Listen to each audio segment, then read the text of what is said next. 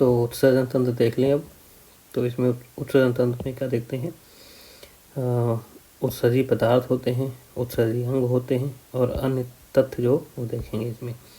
तो उत्सर्जन तंत्र क्या है, शरीर द्वारा अवांछनीय पदार्थों को बाहर निकालना उत्सर्जन कहलाता है। जो पदार्थ हमारे शरीर की आवश्यकता नहीं है उनको बाहर निकालना हम क्या कहलाता है, उत्सर्जन कहलाता है।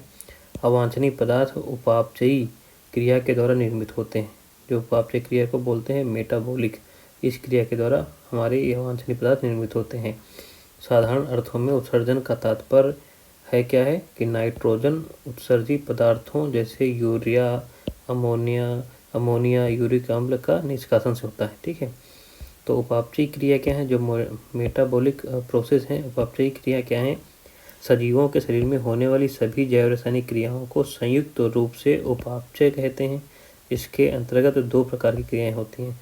एक होता है तुम्हारा देखो उपचयन, जिसको एनाबोलिज्म बोलते हैं, और एक होता है अपचयन, जिसको कैटाबोलिज्म बोलते हैं।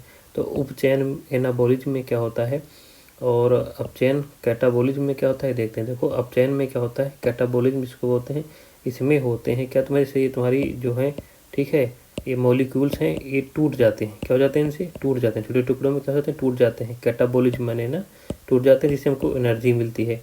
तो कैटाबोलिज्म मतलब होता है break down of larger molecules. तो जो बड़े मॉलिक्यूल्स होते हैं वो छोटे छोटे मॉलिक्यूल्स में क्या करते हैं, टूटते हैं। इसको हम बोलते हैं कैटाबोलिज्म। और एनाबोलिज्म में क्या होता है, एनाबोलिज्म में होता है जो ये छोटे छोटे मॉलिक्यूल हैं ये जुड़कर बड़ा मॉलिक्यूल बनाते हैं। ठीक है। तो सिंथेसिस ऑफ लार्जर मॉलिक्यूलर्स, ठीक है, मॉलिक्यूल्स, तो मतलब एक सिंथेसिस होकर एक लार्ज मॉलिक्यूल्स बनाते हैं। इससे भी हमको क्या मिलती है, शरीर को ऊर्जा मिलती है। तो कैटाबोलिज्म मतलब कणों का टूटना होता है। ठीक है। और एनाबोलिज्म क्या होता है, जुड़ना होता है। ठीक है। एनाबोलिज्म क्या होता है, जुड़ना होता है। दोनों के द्वारा शरीर को ऊर्जा प्राप्त होती है। तो उपचयन जिसको एनाबोलिज्म बोलते हैं, इसमें क्या होता है, साधारण सिंपल अणु को जटिल अणु में बदलने की क्रिया क्या कहलाती है, उपचयन कहलाती है। तो साधारण अणु जुड़कर एक जटिल कॉम्प्लेक्स अणु बना लेते हैं, उसे हम क्या कहते हैं, उपचयन कहते हैं, अर्थात एनाबोलिज्म कहते हैं। उदाहरण जैसे प्रोटीन का संश्लेषण, प्रोटीन क्या है, संश्लेषण है, ये उपचयन क्रिया है। इसमें क्या होता है, इम्यूनो एसिड से प्रोटीन का बनती है। इम्यूनो एसिड क्या बनती है, प्रोटीन में बनती है, इसे उपचयन बोलते हैं। और अपचयन कैटाबोलिज्म क्या होता है, जटिल अणुओं को सरल अणुओं में बदलने की प्रक्रिया क्या कहलाती है, अपचयन कहलाती है, कैटाबोलिज्म कहलाती है। उदाहरण जैसे प्रोटीन से अमीनो एसिड का बनना, अगर प्रोटीन से अमीनो एसिड बन रही तो ये कैटाबोलिज्म है, अर्थात अपचयन है। और अगर अमीनो एसिड से प्रोटीन बन रही तो मतलब संश्लेषण हो रहा है। ठीक है। तो ये क्या है, उपचयन है, अर्थात एनाबोलिज्म है, ध्यान रखना।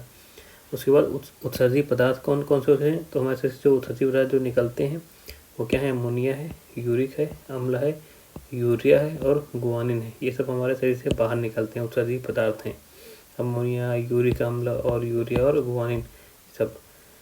तो अमोनियोत्सर्गी जो देख लें पदार्थ, ठीक है, ये क्या है, ऐसे जीव जो मतलब ये जीवों के नाम है जो अमोनियोत्सर्गी, जिसको बोलते हैं अमोनोटेलिक, ठीक है, ये ऐसे जीव होते हैं जो अमोनिया का उत्सर्जन करते हैं। ये सीधे अमोनिया का उत्सर्जन करते हैं, उनको बोलते हैं अमोनिया उत्सर्जन करने वाले, साथ अमोनियोत्सर्गी जीव बोलते हैं। जैसे मछली और जलीय जंतु है, ये अमोनिया का उत्सर्जन करते हैं।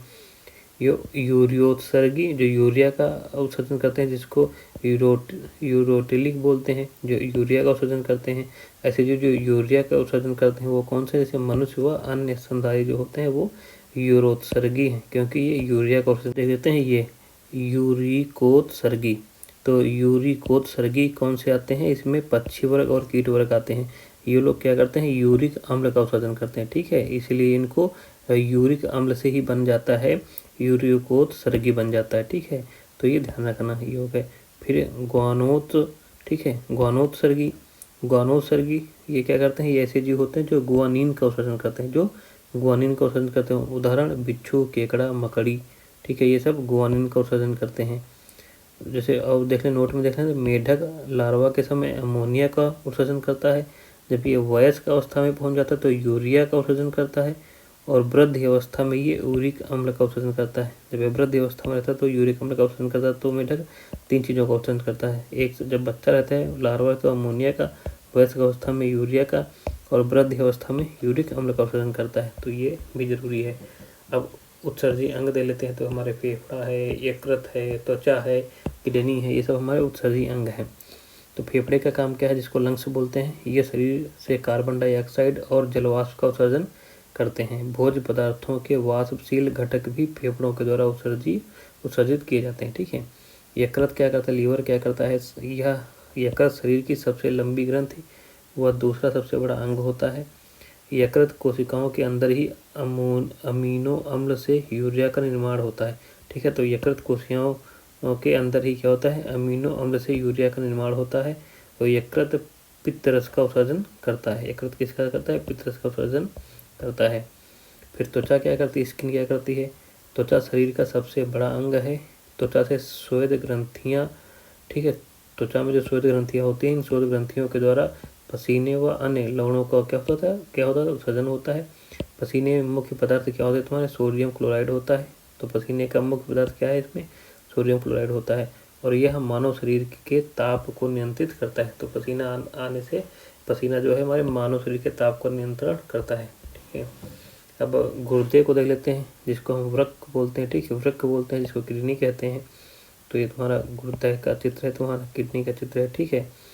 तो देख लेते हैं इसके बारे में। किडनी जंतुओं में उत्सर्जी पदार्थों का उत्सर्जन करने के लिए मुख्य अंग है। किडनी का वजन लगभग 120 से 170 ग्राम होता है। लंबाई 10 से 12 सेंटीमीटर होती है। चौड़ाई 5 से 7 सेमी होती है।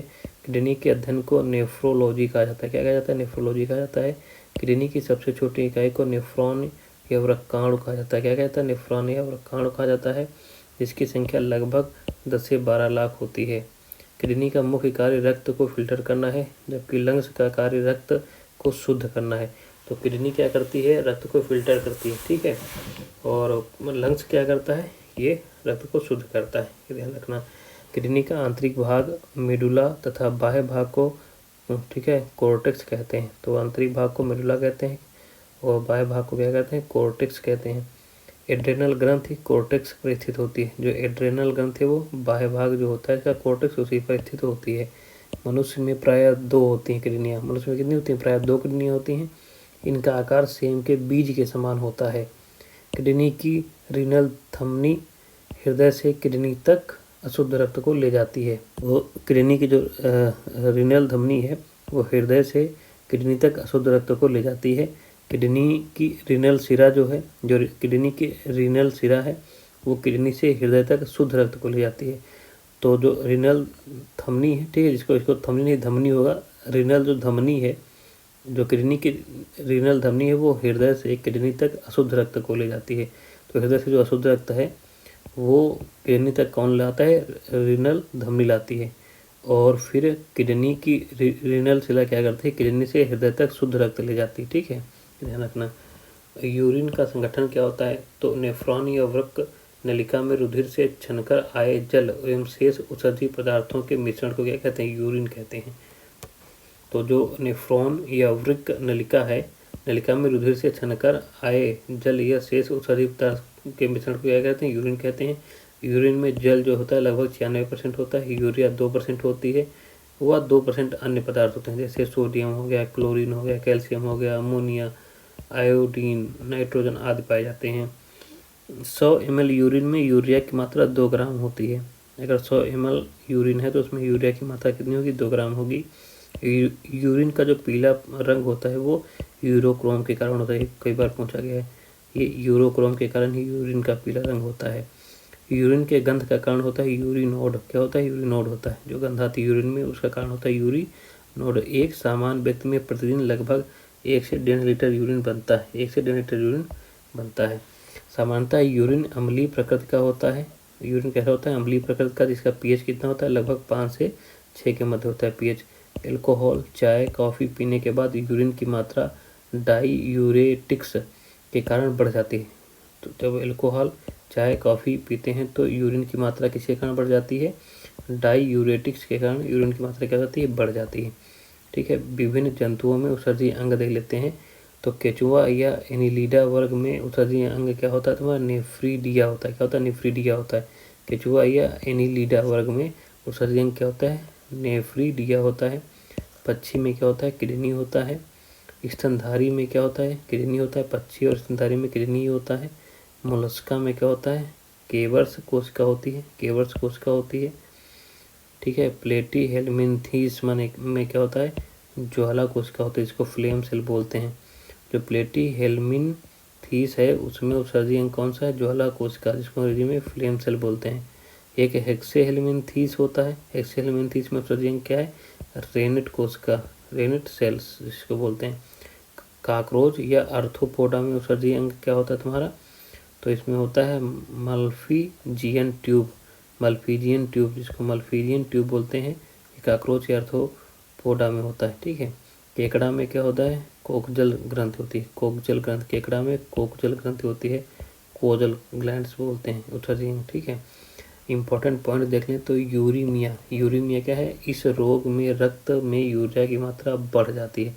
तो यूरीमिया में क्या हो जाता है, रक्त में यूरिया की मात्रा बढ़ जाती है तथा लाल रक्त कणिकाओं का आकार बड़ा हो जाता है, ठीक है। यूरीमिया में गुर्दे की पथरी में क्या, स्टोन्स में क्या होता है, इस रोग में किडनी में कैल्शियम ऑक्जेलेट जमा हो जाता है जिससे यूरिन के रास्ते में रुकावट आती है। लिथोट्रिप्सी क्या है, इस तकनीक का उपयोग पथरी के उपचार में किया जाता है, लिथोट्रिप्सी का उपयोग पथरी के उपचार में किया जाता है। गठिया गाउट कौन सा रोग है, रक्त में यूरिक एसिड की मात्रा बढ़ जाती है जिससे जोड़ों में क्या होता है, दर्द होता है। गठिया जिसका गाउट बोलते हैं, इसमें क्या होता है, रक्त में यूरिक एसिड की मात्रा बढ़ जाती है, इससे हमारे जोड़ों में क्या हो, लोगों के जोड़ों में क्या होने लगता है, दर्द होता है जिसको गठिया हो जाती है। एडिसन रोग क्या है, इस रोग में यूरिन में सोडियम की मात्रा बढ़ जाती है। एडिसन रोग में क्या होता है, यूरिन में सोडियम की मात्रा बढ़ जाती है।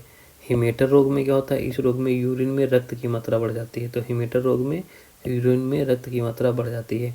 डायलिसिस क्या होता है, किडनी खराब हो जाने पर कृत्रिम विधि द्वारा रक्त को फिल्टर करना डायलिसिस कराता है। प्रत्येक वर्ष किडनी दिवस मार्च माह में मनाया जाता है, ठीक है। पहला सफल किडनी ट्रांसप्लांट जो हुआ था पीटर बेट के द्वारा वर्ष को 4 मार्च 1954 में किया गया था। तो पहला सफल किडनी ट्रांसप्लांट पीटर बेट के द्वारा किया गया था, कब, 4 मार्च 1954 में किया गया था, ठीक है। अब बायोलॉजी में किसको क्या कहते हैं ये अब देख लेते हैं। तो कोशिका का पावर हाउस किसे कहते हैं, माइटोकॉन्ड्रिया को कहते हैं। कोशिका की कोशिका किसे कहते हैं, माइटोकॉन्ड्रिया को ही कहते हैं। कोशिका का मस्तिष्क किसे कहते हैं, तो केंद्रक को कहते हैं, न्यूक्लियस को। जीवन का भौतिक आधार जीवद्रव्य को कहते हैं। प्रोटीन की फैक्ट्री राइबोसोम को कहते हैं। कोशिका का यातायात प्रबंधक गोल्गी काय को कहते हैं। कोशिका की आत्महत्या की थैली लाइसोसोम को कहते हैं। कोशिका का प्रमाण बम लाइसोसोम को ही कहते हैं, ठीक है।